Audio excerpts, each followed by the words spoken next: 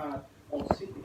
And so I would be urging that we move towards lifting those restrictions as soon as possible. I don't wish to speculate. We literally look at everything every day, and it's a very dynamic environment.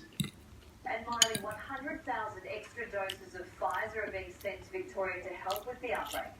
Angie, that's a move that's been criticised by the New South Wales Premier, who argued each state should continue to receive its fair share as planned, saying New South Wales has battled its own outbreaks. Now, it comes as the Queensland Premier rolled up her sleeve today to get her first shot. The Premier received the Pfizer vaccine despite being over 50. The reason? A chance trip to the Tokyo Olympics next month. Angie, thanks very much, Miley. The Prime Minister has rejected calls to build a new quarantine hub in New South Wales, like the facility approved for Victoria. But there's concern the state's quarantine system won't cope when international borders reopen. Live to political reporter Olivia Leaney in Canberra. Olivia, the New South Wales Premier has warned hotels aren't viable long term. Yeah, goes very quickly and says hotels won't be able to deal with an influx of international arrivals once borders reopen, posing a challenge for the Prime Minister. She joined him northwest of Sydney this morning to announce funding for a new Richmond Bridge and bypass. But clarifying she is not pushing for a purpose-built quarantine hub for New South Wales right now, saying the state's already at full capacity, taking at least 3,000 passengers each week. And the Prime Minister insists there are no plans for the Commonwealth to build one, like the 500-bed facility approved for Victoria. New South Wales is neither asking for an additional quarantine facility here in New South Wales, and nor are we seeking one. I mean, if borders were in a position of opening in a year's time or so, well, that is a different situation. But if we're in a position to open borders, then the requirement for quarantine will be very, very different to what it is today. And I think that's a very speculative position at this present time. We are at our operational capacity. We have no capacity to do more. So if there was any proposal in the future, it wouldn't come from us, because we're at stretch point now. Once you get over the 5,000, and sometimes we creep up to 5,500 at any one time. Once you creep up over that, you're really at a very high risk point. We never want to get to that. And the expert medical panel advising National Cabinet on hotel quarantine into the future has met today, recommending no changes to our quarantine system for now, but the Chief Medical Officer is suggesting that will change once most Australians are vaccinated. Angie? Thanks very much, Olivia. The Duke and Duchess of Sussex have welcomed a baby girl, sharing the happy news with the world. Her name, Lilibet, is a nod to Harry's grandmother, the Queen. Her middle name, Diana, a tribute to the Prince's late mother. Ashley Mullaney has the story. Meghan and Harry kept this royal baby news under wraps for 2 days after Meghan gave birth to their first daughter at a hospital close to the couple's Montecito home. They made the announcement on their website overnight, saying on June 4th, we were blessed with the arrival of our daughter Lily. She is more than we could have ever imagined, and we remain grateful for the love and prayers we've felt from across the globe. Thank you for your continued kindness and support during this very special time for our family. The couple named their first daughter Lilibet Diana Mountbatten Windsor. Lilibet is a tribute to Queen Elizabeth. That is her nickname, a name that Prince Philip would call her, and of course Diana is a nod to Lily's late grandmother, Princess Diana. But I think the really interesting one is Lilibet. It's the name that King George VI and Queen Elizabeth, the Queen Mother, used to call Princess Elizabeth when she was very small. Why? Well, it's because it was how Princess Elizabeth pronounced her own name, Elizabeth. She went Lilibet, and that's why she was always called that when she was little. And now suddenly we've got a new Lily in town, and it's Harry and Meghan's daughter. Kind of ensuring, I think, with Lilibet and Diana, they've got this link to the royal family that, of course, Harry and Meghan have just left. Lily will be a sister to little Archie, who is now 2 years old, but of course so much has changed in the past 2 years. Harry and Meghan are no longer working members of the royal family, so there is no expectation of a photo call like what we saw with Archie, but the world is now eagerly awaiting a photo of little Lily. Ash Mullaney there. The royal family has expressed its delight at the arrival of Lilibet Diana, sending public messages of congratulations to Harry and Meghan. It's front page news across the UK with mixed headlines. Our little princess, says the Sun, grand gesture in the Metro, while the Daily Star says woman has a little baby. having a dig at the couple's wish to stay out of the spotlight. Europe Bureau Chief Hugh Whitfield has more from London. Buckingham Palace says the Queen and members of the royal family are delighted by the news, sharing their own messages across the royal Twitter accounts, including this from Her Majesty. Congratulations to the Duke and Duchess of Sussex on the birth of Lilibet Diana, and included there a photo from their 2018 wedding day. From Charles and Camilla, wishing them all well at this special time. And from the Duke and Duchess of Cambridge, Uncle William and Auntie Kate, delighted by the happy news of the arrival of baby Lily. Congratulations to Harry, Meghan and Archie. Lily is eighth in line to the throne behind her brother and the 11th great-grandchild born to the Queen. Of course, the firstborn following Philip's death and the firstborn outside the UK. Follows the birth of Lucas Tindall and August Brooksbank earlier this year, and of course Princess Beatrice is due to give birth in the coming months as well. Hugh Whitfield reporting. Taking a look at the weather here in Countdown. Sydney has enjoyed another beautiful sunny afternoon with a top of 20.2 degrees. The mornings are certainly getting cooler, rising to 7.9 early today.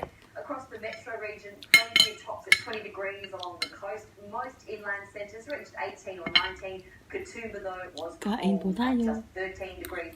Looking ahead to the capitals for tomorrow, fine and warm for Brisbane, 23 degrees.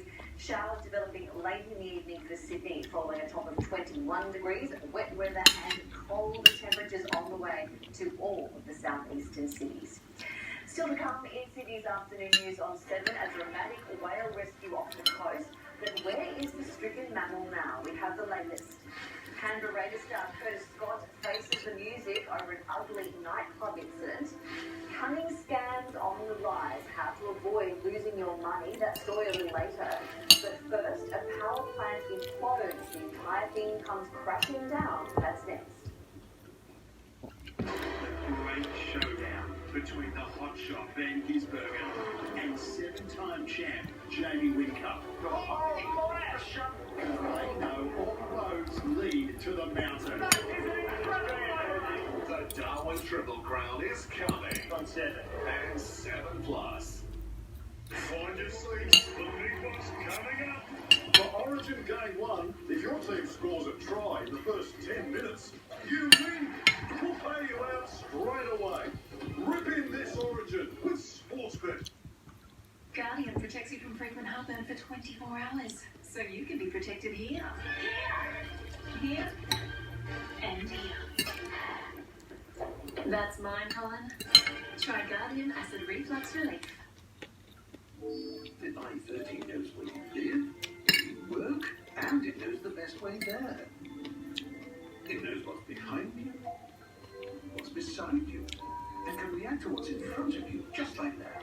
It uses ultrasonic sensors to help you reverse park. Can plug you into just about any song ever recorded. And it's connected to a network of satellites. In space. Yes, space. With the Hyundai i30. Remarkable. All ready to go. Coles Car Insurance is full of nice surprises, like a lifetime guarantee on authorised repairs, so you can get back to what really counts. Coles, value the Australian way. Are you ready to quit smoking? Ready to start tasting again? Ready to stop coughing? Are you ready to get your breath back? And start saving money?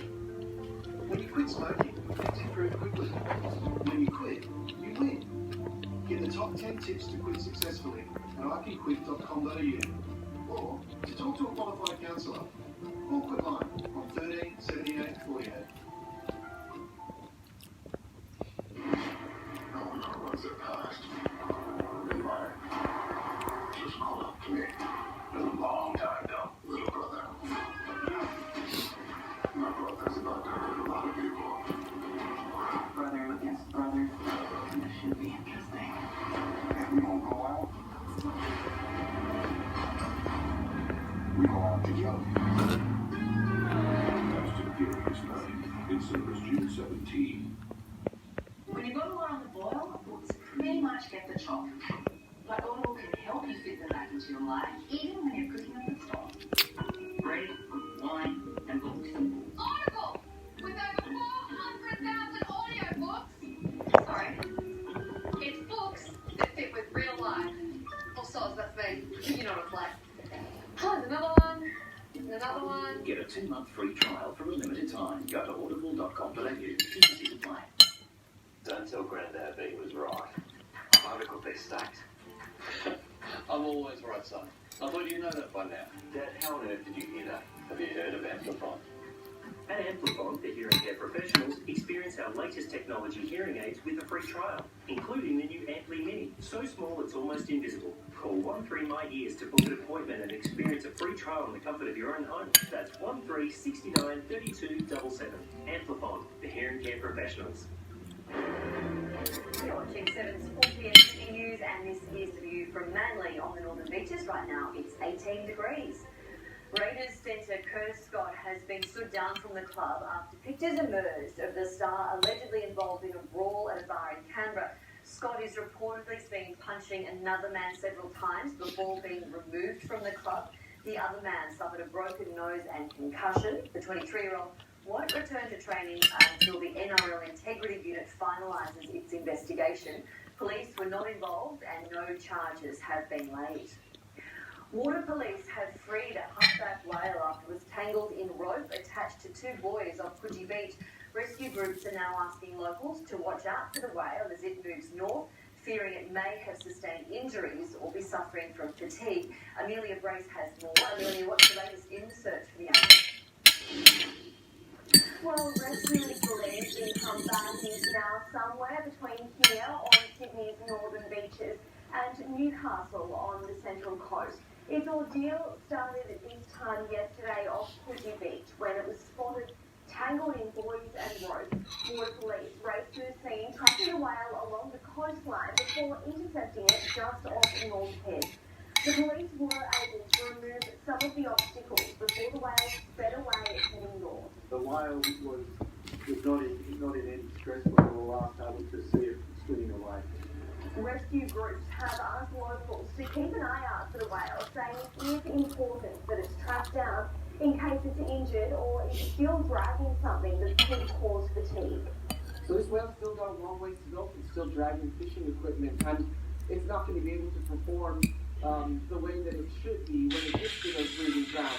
Experts say the humpback is likely part of a recent superpod. Groups of hundreds of whales currently migrating up the coast, warning that with the population of whales constantly increasing, the rates of entanglement will increase. Thanks, Amelia. Hundreds.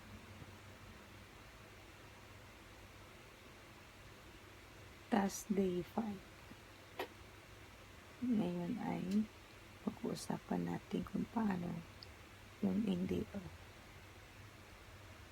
Ang NDO ay kailangan natin pagtutuunan ng mga distributor o online sa ating negosyo na ito. At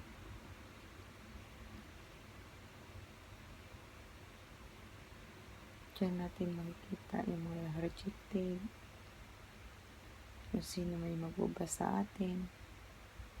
Yung mga tao naman dyan na hindi nagbubas, nagtatanong lang. Pero deserve na natin yan kasi tanong lang naman sila eh. Kasi marami dyan, tanong dito, tapos yung pala hindi naman sila magsasabi. Kaya okay lang yun. Pangalawa, yung mga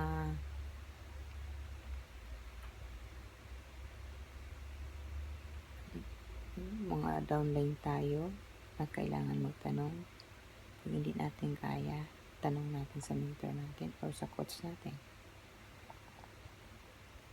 At kailangan natin sila alagaan, huwag natin silang pababayaan. Kaya doon tayo parang pare-parehas tayo kumikita or kikita man sila. Ako ginagawa ko lang to para sa part-time job ko lang yun. Hindi ko naman sinasabing dati hindi ako seryoso, ngayon siniseryoso ko na, pero part-time nga lang ngayon kasi malayo man ako dyan sa atin. Nandito ako sa Pilipinas, nandito ako sa Australia, nandito ako sa Pilipinas. Tsaka mahirap mahirap kung laging kulang-kulang yung mga product na kailangan natin subukan. Kaya ngayon guys, kung kailangan na tayo maging humble, kailangan maintain lang natin kung ano tayo, yung sa baba lang tayo lagi, huwag tayo lagi mataas kasi dyan na di-discourage ang mga tao. Kaya guys, hanggang dito na lang to kasi naka-duty ako. Salamat guys. Good luck sa ating lahat. Magandang araw mga prof. Ngayon I am going to talk about the day 7 tasks as 5 essential to success. Una, be on the every time.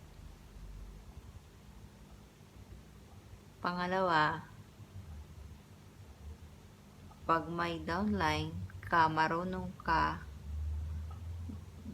dapat makisama at lagi maging humble at tulungan ang mga downline para maka-achievement din sila. Yung mga na-achievement natin. Pangatlo, dapat maging honest at remove excuses kapag may meeting. Pang-apat, dapat pag may tumawag sa'yo, laging magre-response at supposed to have time for them. And number 5, ako ay laging handa para tumulong sa mga taong nangangailangan. Kung sino man yung nangangailangan ay dapat tulungan. Huwag na dapat nating silang pabayaan para marating din nila yung kanilang pinapangarap. At someday, magiging successful din tayo sa ganitong business. Kumbaga sa ngayon ay hindi pala tayo lagi kasi nag-aaral pa lang tayo sa business na ito at ito ang pinagtutuunan ng oras pag wala kang trabaho. Kaya guys, thank you so much. God bless to all. Good luck sa lahat na nag-aaral. Bye-bye. See you soon.